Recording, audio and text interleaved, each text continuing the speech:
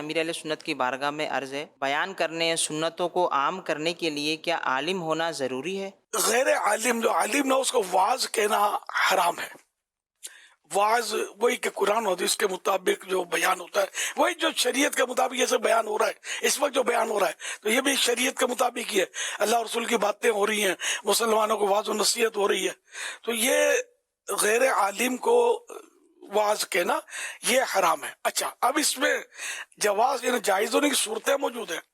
یا تو اس کا حافظہ ایسا مضبوط ہے کہ جو عالم نے فرمایا یا کسی عالم نے لکھا وہ اس کو لفظ تو لفظ یاد رہ گیا ہے اور اپنی یادداشت کے مطابق وہ درست بیان کر رہا ہے اپنی یاد پر، ٹھیک ہے نا، اور عالم نہیں ہے، تو یہ جائز ہونے کی صورت ہے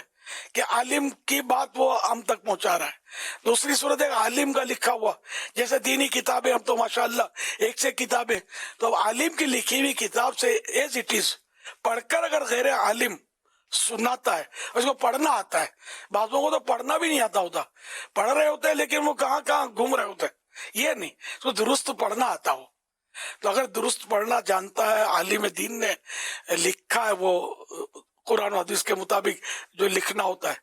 اب بعض عالم کہلانے والے بھی ایسا لکھتے ہیں کہ بس وہ مطلب لکھتے ہیں، وہ نہیں مراد میری۔ جو واقعی عالم دین ہو، دین کا عالم ہو، درست قرآن و حدیث کی روشنی میں اس نے دین کی باتیں لکھی ہوں، تو وہ مطلب غیر عالم جو ہے، جو عالم نہیں ہے، وہ پڑھ کر ایز اٹ از جو لکھا اس کو پڑھ سکتا ہے اور پڑھ کے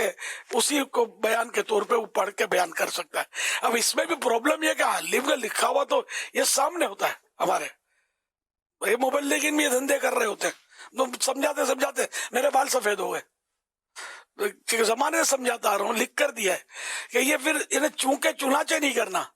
یہ لکھا ہوا ایک طرف ہوتا ہے، یہ ادھر ادھر دیکھ کے ڈیبیٹر کی طرح یہ یوں لگے ہوئے ہوتے ہیں کیا وہ زبانی، اور اس میں بعض اوقات یہ گلاٹیاں کھا رہے ہوتے ہیں، کلابازیاں بھی کھا جاتے ہیں، غلطیاں بھی کر جاتے ہیں، یہ درست نہیں ہے طریقہ۔ جو لکھا ہے اب پڑھ کے سناتا ہے، لوگ متاثر نہیں ہوتے۔ آج اچھا اب پتہ چلا کہ آپ لوگوں کو متاثر کرنے کے لیے بیان کرنا چاہتے ہیں، اللہ اور رسول کی رضا آپ کو نہیں چاہیے، لوگوں کو متاثر کرنا ہے، تو ایسا بیان تو نہیں چاہیے گا، یہ اپنے کو نہ چاہیے، اللہ اور رسول کی رضا چاہیے۔ تو جو علماء نے ارشاد فرمایا، جو لکھا لفظ تو لفظ وہ پہنچانا ہے، یہ ذہن میں رکھے۔ ہر ایک میں اتنی صلاحیت نہیں ہوتی کہ وہ مطلب یعنی کہ وہ چونک کے چنانچہ کر کے اپنے مضمون کو نبھا سکے۔ یہ اہل علم ہوتے ہیں وہی اس کو نبھا سکتے ہیں، اور وہ بھی ہر اہل علم کہلانے والا نہیں نبھا سکتا، یہ تجربے کی بات ہے۔ واقعی اہل علم ہو، اس کا حافظہ بھی مضبوط ہو اور محتاط فی الدین بھی ہو،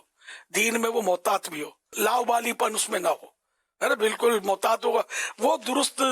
مطلب بیان کر پائے گا، ورنہ تو دنیا دیکھی بھالی ہے۔ اللہ پاک ہمیں درست بیان کرنے کی سعادت بخشے، اور سننا بھی وہی جائز ہے کہ جو مطلب درست ہو کیا، اگر وہ درست نہیں ہے قرآن و حدیث کے تعلق سے، یعنی جو بیان ہو رہا ہے لیکن اس میں غلطیاں، شرعی غلطیاں ہو رہی ہیں، اس بیان کا سننا بھی گناہ ہے، جی ہاں، ثواب نہیں ہے،